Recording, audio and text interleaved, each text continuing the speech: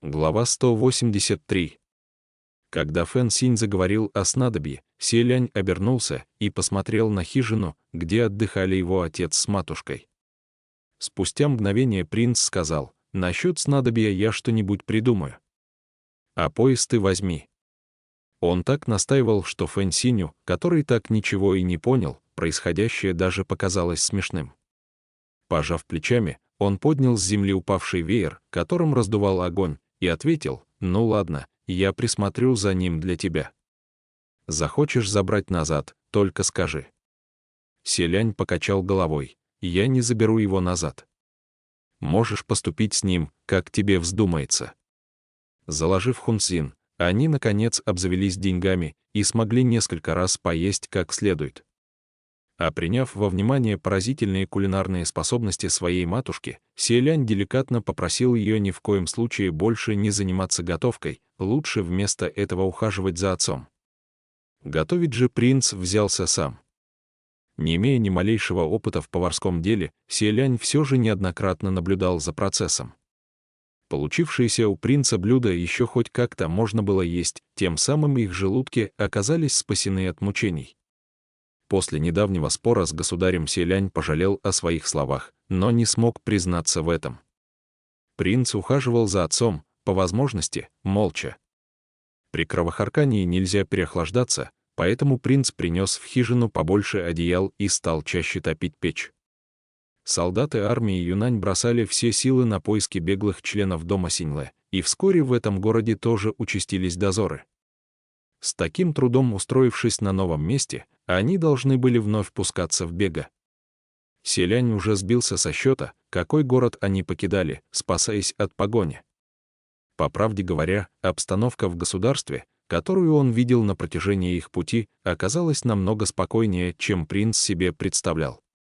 Хуже всего было именно в столице, но во многих других городах смена власти, похоже, почти не повлияла на жизнь людей. Государь, принц, столица, аристократия. Все это для простого люда было чем-то далеким, почти как бессмертные божества, существующие лишь в легендах. Казалось, народу нет особой разницы, кто теперь сидит на троне. Тем более, что новый государь после прихода к власти не проявил себя тираном, не издал жестоких законов, и людей сей факт совершенно не затронул, разве что на одну животрепещущую тему для обсуждения на досуге стало больше. «Сколько му земли я возделывал при государе дома Се, столько и буду возделывать при государе дома Лан». Такие разговоры слышал Селянь среди людей. Это было правдой. Но вот что странно, когда речь заходила о его высочестве наследном принце, который из непобедимого защитника превратился в вечно проигрывающего неудачника, людей охватывало невероятное единодушие, как будто стоило заговорить о нем, и все в тот же миг становились единым народом Синьлэ, который горячо любил свое погибшее государство. Этого Селянь никак не мог понять и принять. Впрочем, ему не очень-то хотелось переживать по этому поводу. Деньги, которые они выручили, заложив хунцзин, не задержались и на несколько месяцев, вскоре снова ничего не осталось. Кровохарканье и без того было крайне трудно вылечить, а если учесть меланхоличный настрой самого государя, который лишь усугублял положение, требовалось огромное количество снадобий, чтобы поддерживать его самочувствие хотя бы стабильным. Но стоит перестать принимать лекарства, ему сразу же станет хуже. У Селяня больше не осталось ценностей, которые можно было бы заложить. И однажды, когда они с Фэн Синем снова долго бродили по улицам, принц, подумав и так, и сяк, в конце концов сказал: «Может быть, попробуем?» Фэн Синь, посмотрев на него, ответил: «Что ж, давай попробуем». Они уже не в первый раз задумывались о том, чтобы попробовать, но только никак не могли окончательно решиться. К тому же, однажды смысл их разговора случайно дошел до государя, который лежал в доме, и тот не на шутку разгневался и строго запретил Селяню зарабатывать деньги таким унизительным способом, в противном случае он грозился перестать принимать снадобье. Тогда принцу пришлось оставить эту затею. Но сейчас объяснять не требовалось, и Фэн Синь, и сам Селянь все прекрасно понимали. Принц кивнул и получше затянул белую ленту на лице. «Ваше высочество, тебе не нужно ничего делать. Я сам. Так, даже если государь узнает, ничего страшного не случится, предложил Фэн Синь. Затем он сделал глубокий вдох, надолго задержал дыхание и вдруг громко закричал, обращаясь к прохожим: «Уважаемые господа, почтенные земляки, проходите мимо, не проходите мимо». Люди вокруг вначале испуганно отшатнулись, затем стали понемногу собираться, послышались вопросы: «Чего ты так громко орешь? Чем вы занимаетесь? Коль чего умеете, так показывайте». «Хочу посмотреть на разбивание камня на груди». Фэн Синь снял со спины лук и, позабыв о всяком стыде, заявил: «Меня называют божественным стрелком. Я могу пронзить лист тополя с расстояния в 100 шагов и готов продемонстрировать вам на потеху свой талант. Если господам понравится, не откажусь от награды». Фразы про божественного стрелка и талант на потеху они подслушали у других уличных артистов. И хотя сами то и дело повторяли, что ни за что не станут заниматься подобным, а все же как-то так вышло, что все эти зазывальные речи остались в их памяти. Толпа зашумела: «Хватит болтать попусту. Сколько можно ждать? Показывай скорее». Фэн Синь вложил стрелу в лук и указал на какого-то зеваку, который стоял и грыз яблоко. «Прошу вот этого господина выйти ко мне и поставить фрукт на голову. Я смогу попасть в это яблоко с 300 шагов», но мужчина втянул шею в плечи и спрятался в толпе. «Еще чего», Фэн Синь заверил, «я не попаду в тебя, не беспокойся». «А если попаду, готов заплатить сколько скажешь», мужчина отозвался, «я же не дурень какой. Если ты меня пристрелишь, деньги мне уже не понадобятся. Раз уж вышли на улицу продавать свое искусство, значит, у вас за душой ни гроша. И вообще, разве ты не должен стрелять в своего напарника?» Толпа согласилась. Вот именно, тогда и Селянь присоединился. «Хорошо, давайте я поучаствую». Кто-то тут же бросил им фрукт, который Селянь поймал и поставил себе на голову. Но Фэн Синь ни за что не желал втягивать в это Селяня, как он мог позволить принцу участвовать. Разволновавшись, он отобрал фрукт, сам съел его в пару укусов и нацелился на разноцветный флаг на высоком здании неподалеку. «Я выстрелю вон туда». И сразу выпустил стрелу. Фэн Синь стрелял отлично и, конечно, сразу же попал в цель. Толпа взорвалась хохотом и закричала: «Неплохо! Что тогда умеешь?» Со смехом и криками люди и впрямь накидали им денег. Круглые монетки покатились по земле, Фэн Синь бросился подбирать их. Селянь тоже молча присел собирать монеты, но в душе почувствовал себя опустошенным, как будто что-то безвозвратно потерял. Фэн Синь ведь когда-то был приближенным наследного принца, и, не говоря уже о простолюдинах, даже чиновники при виде него старались вести себя крайне вежливо, некоторые даже пытались снискать его расположение. Когда им пришлось таскать кирпичи и корзины с землей, выслушивая крики мелких начальников, для Фэн Синя это уже считалось оскорблением, а теперь и вовсе приходилось выставлять себя на показ, как дрессированную обезьянку. Его умение попасть в лист тополя с расстояния в 100 шагов нашло применение не на поле боя, а на улице, чтобы поразвлечь народ.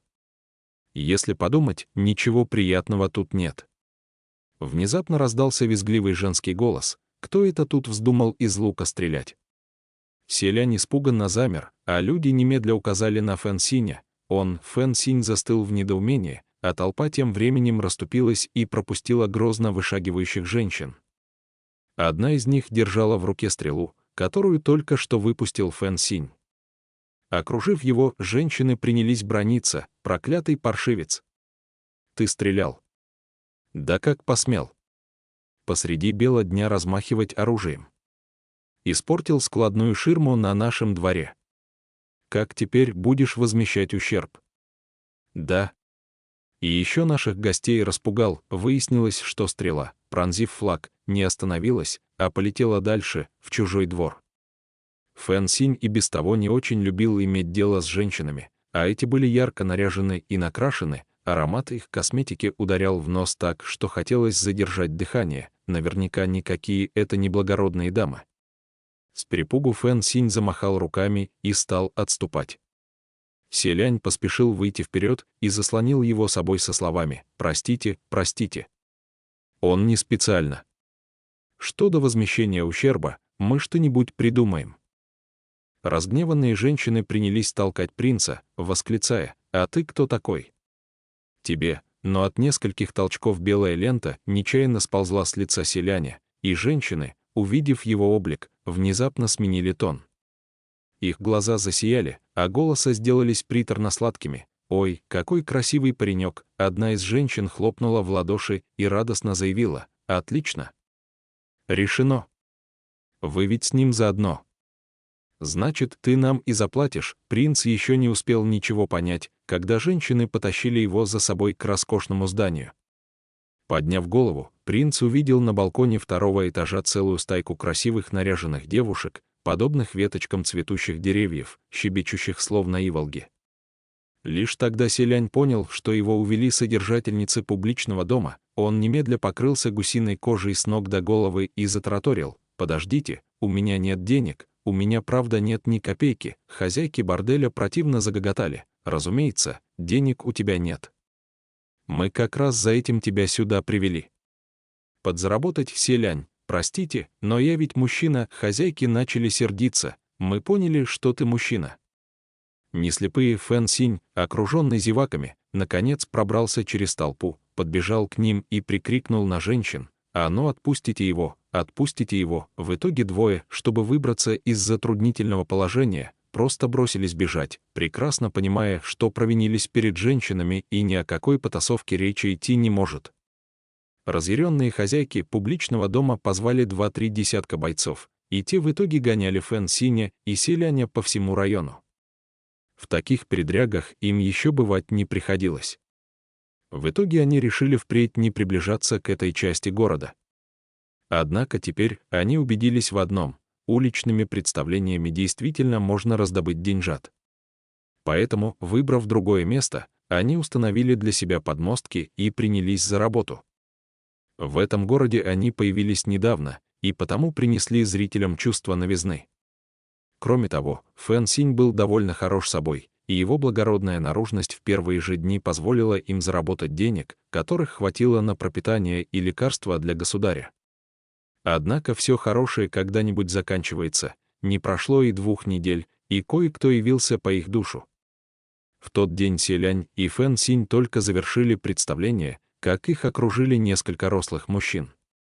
Принц насторожился, заподозрив, что это солдаты Юнань. Руки в его рукавах сжались в кулаки, готовые в любой момент нанести удар.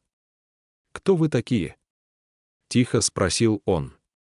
Главарь молодчиков недовольно хмыкнул: «Вы столько времени работаете на нашей территории и до сих пор не знаете, кто мы такие». Селянь и Фэн Синь ничего не поняли. Между тем другой мужчина заявил: «Вы отбираете наш хлеб уже так долго, не хотите ли дать нам объяснение?» Или сказать нечего, тут-то двое и поняли, в чем дело. Выходит, эти люди — местные, которые также зарабатывают на уличных представлениях. В каждом городе бродячий люд объединялся в шайки и разделял владения. Когда селянь и Фэн Синь появились здесь и стали давать представления, к ним перебежала некоторая часть чужих зрителей, а с ними и чужой заработок.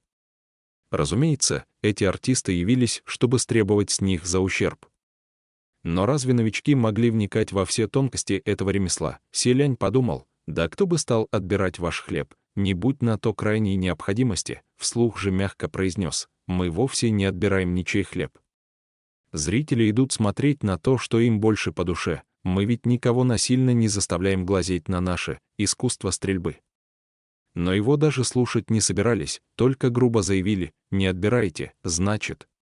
Нам за эти дни и монетки не перепало, вы двое загребли себе всю прибыль. Бах! Едва не подскочив от испуга, все повернулись на грохот и увидели, как Фэн Синь вынимает кулак из стены. В стене осталась вмятина, от которой расползались трещины. Фэн Синь угрожающе спросил: вы явились чинить нам неприятности? Скорее всего, толпа молодчиков именно за этим и явилась поговорить кулаками. Но после удара Фэн Синя выяснилось, что у этого юноши кулаки, без сомнения, потяжелее будут. Пламя гнева недовольных тут же заметно поутихло. Однако они не могли просто так смириться, поэтому главарь шайки, ненадолго замолчав, заговорил по-другому: вот что. Согласно принятым правилам, мы должны устроить состязание.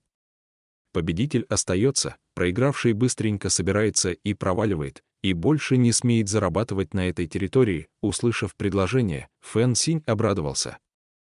И не мудрено, куда простым смертным с ними состязаться. Победа достанется с легкостью. Селянь тоже вздохнул с облегчением. Я как раз это и хотел предложить. В чем вы желаете состязаться? Мужчина громко ответил. Потягаемся в своем лучшем мастерстве, как уличные артисты. Покуда он говорил, двое других его соратников уже притащили несколько каменных плит, и главарь, похлопав по камню, добавил: разбивание камня на груди. Ну как? Не струсите, судя по его довольному выражению лица, это и впрямь был его коронный номер. Селянь, опустившись на корточки, тоже потрогал камень, затем поднял голову и ответил: я-то не струшу. А вот справишься ли ты, плиты ведь были настоящими. Здоровяк расхохотался: с твоим тотельцем. Лучше о себе беспокойся. Фэн Синь присел рядом с принцем и прошептал: ваше высочество, может, лучше я, но Селянь покачал головой: нет. Ты и так потрудился немало, в этот раз позволь мне. Хоть в чем-то он хотел быть полезным. Так Селянь и здоровяк улеглись на землю, а на грудь каждому из них водрузили по каменной плите. Фэн Синь взял большой молот, прикинул вес в руке и уже хотел ударить, но Селянь вдруг сказал: постой. Молодчики обрадовались, что решил признать поражение. Пока еще не поздно, мы просто позволим вам уйти. Нет. Я хочу добавить еще плиту. Остальных его просьба поразила: да ты никак ополоумел. Селянь неторопливо произнес: но ведь вы сами сказали, это состязание. А если мы оба выдержим по одной плите, разницы никакой не будет. Разве тогда получится выявить победителя? Кто-то из здоровяков отнесся с недоверием, кто-то решил, что принц совсем сдурел, кто-то заподозрил его в пустой браваде. Посовещавшись, они решили и правда придавить его еще одной каменной плитой. Но после случилось уж совсем невероятное. Селянь велел добавить третью, теперь-то ни у кого не осталось сомнений, он повредился умом, так что молодчики просто выполнили просьбу. В итоге картина вышла пугающая. На груди Селяня высились целых 3 каменные плиты.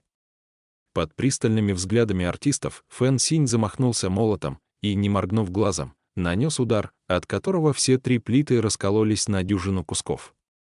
А Селянь под восторженные возгласы собравшихся зевак преспокойно поднялся с земли, целый и невредимый, и непринужденно отряхнул одежду от пыли. От такой картины зрители вытаращили глаза и раскрыли рты. Главарь шайки то мрачнел, то бледнел, и Селянь подумал, теперь-то он отступит, испугавшись трудности. Принц решил было, что противник признает его победу, и с этой поры никто не станет их беспокоить. Но здоровяк, несколько раз переменившись в лице, стиснул зубы и вдруг сказал: и мне тоже добавьте 2 плиты. Нет, сразу 3 давайте. Его дружки всполошились: старший брат, так не годится, этот человек наверняка применил какое-то колдовство, тебе не стоит с ним тягаться, да. Он точно прибегнул к обману. Фэн Синь разгневанно воскликнул: мать вашу! Сами ничего не умеете, а других обвиняете в колдовстве и обмане. Однако главарь заявил: каменная плита и молот — это наш конек, я прекрасно вижу, применялось ли колдовство. Этот сопляк и правда кое-что умеет. Но в 3 плитах ничего необычного нет, я смогу выдержать и 4. А если мы одержим победу, они уйдут. Фэн Синь вмешался: это невозможно, сдавайся. Смотри, как бы жизни не лишиться. Но здоровяк оставался непоколебим, он заставил таки своих дружков водрузить ему на грудь 4 плиты и сказал: смотрите внимательно, Селянь. Видя, что дело принимает нехороший оборот, прошептал: Фэн Синь, может, остановим их. 4 плиты простому смертному точно не выдержать. Фэн Синь тоже шепотом отозвался: может, пока не будем вмешиваться. Не думаю, что дело дойдет до смертельного исхода, ударят пару раз, и он поймет, как сильно ошибся. Селянь хмуро покивал и решил пока понаблюдать. И правда, младший товарищ здоровяка боязливо ударил молотом по плитам, и главарь тут же изменился в лице. Молочек с молотом тут же замер, а главарь забранился на него посильнее. «Ты что не ел сегодня? Как ты собрался плиты разбивать, не смея перечить?» Во второй раз помощник ударил изо всех сил. Раздался грохот, и здоровяк мгновенно побагровел, словно вот-вот из его рта хлынет кровь. Селянь и Фэн Синь, видя, что дело плохо, поспешили прервать их. «Стойте, не нужно совершать над собой насилие», но главарь шайки огрызнулся. «Никто насилия над собой не совершает. Это мой коронный трюк. Глядите в оба, я заставлю вас признать поражение». Продолжим. Молочек с молотом, сделав страдальческое лицо, нанес еще удар. И уж на этот раз как следует кровь, брызнувшая изо рта здоровяка под плитами, залила землю вокруг, его помощник от испуга выронил молот, а остальные, окружив главаря, заголосили: «Довольно, старший брат, смирись, и если эти сопляки не желают отсюда уходить, так пусть остаются, а твоя жизнь важнее». У пострадавшего на лбу вздулись вены, изо рта пошла кровавая пена, однако он возразил: «Смириться? Ни за что. Нам уже который день есть нечего. Если дальше так пойдет, что с вашими жизнями будет?» Продолжаем. «Ни за что не поверю, что я не одолею в состязании этого хлипкого сопляка». Да к тому же в своем лучшем мастерстве Селянь не мог больше на это смотреть. Он сказал первым: «Ладно. Раз так, я признаю поражение. Начиная с завтрашнего дня, мы больше здесь не появимся. Фэн Синь, пойдем». Он развернулся и направился прочь, а за спиной раздались радостные возгласы. Фэн Синь, нагнав принца, удивился: «Ваше высочество, мы что, вот так просто уйдем отсюда?» С таким трудом они нашли способ заработка, но вот приходится и от него отказаться. Селянь вздохнул: «Ничего не поделаешь». За те несколько ударов он уже получил серьезные внутренние повреждения. Боюсь, как бы не остался калекой. А если бы состязание продолжилось, он бы точно поплатился жизнью. Тогда мы бы в любом случае не смогли больше там оставаться. Фэн Синь, почесав затылок, раздраженно бросил: «Что за человек? Жизнь ему недорога». Селянь ответил: «Все стараются как-то выжить». Принц даже сожалел немного, если бы он знал, что так получится, не стал бы разбивать 3 плиты на груди, сразу признал бы поражение. Тогда и соперник не нагрузил бы себя 4 плитами. Пусть главарь той шайки грубый и неотесанный, но все же его поступок достоин уважения. И вообще, добавил принц, никто ведь не говорит, что без выступлений на улицах нам только и остается, что повеситься на дереве. Но когда они к вечеру вернулись в свою хижину, матушка опечаленно сообщила принцу, что его отцу стало хуже, и сейчас государь не способен вынести еще один переезд, нужно какое-то время восстановить силы и здоровье. Другими словами, они пока что не могут покинуть этот город. Селянь вновь перевернул все свои запасы, но так и не нашел, что еще заложить, поэтому сел на ящик и уставился перед собой в пустоту. Фэн Синь как раз варил снадобье, при этом хмыкая себе под нос какую-то песенку, да еще ужасно противную. Селянь не желал обращать на него внимания, но тут уж не выдержал: «Что это с тобой? Настроение, что ли, прекрасное?» Фэн Синь поднял голову и отозвался: «А?» «Да нет», Селянь не поверил. Правда, принц заметил, что с самого первого дня, как они взялись за уличные представления, Фэн Синь стал каким-то странным, особенно в последние дни. Иногда он мог глупо заулыбаться без причины, иногда вдруг загрустить. Когда Му Цин еще не покинул их, эти двое большую часть времени были неразлучны. Теперь же, после ухода Му Цина, Фэн Синь часто в одиночку ходил навещать государя и государыню, чтобы отнести им еды или еще за какими другими делами. Когда он пропадал надолго, Селяню начинало казаться, что Фэн Синь столкнулся с какими-то неприятностями, но принц не находил в себе сил на расспросы. Глядя на горшок со снадобьем, он помолчал немного и спросил: «Это был последний сверток?» Фэн Синь, поворошив бумажные свертки от лекарств, валяющиеся на полу, ответил: «Да». «Если завтра он вспомнил, что государь сейчас в хижине, и нельзя, чтобы он услышал, поэтому тут же понизил голос: «Если завтра не сможем выступать на улицах, что будем делать?» Просидев еще долгое время, Селянь вдруг поднялся и сказал: «Оставайся здесь. А я пойду что-нибудь придумаю». Фэн Синь с сомнением спросил: «Куда ты пойдешь? И что ты можешь придумать?» Но Селянь уже направился прочь и ответил, не оборачиваясь: «Не спрашивай. И не ходи за мной».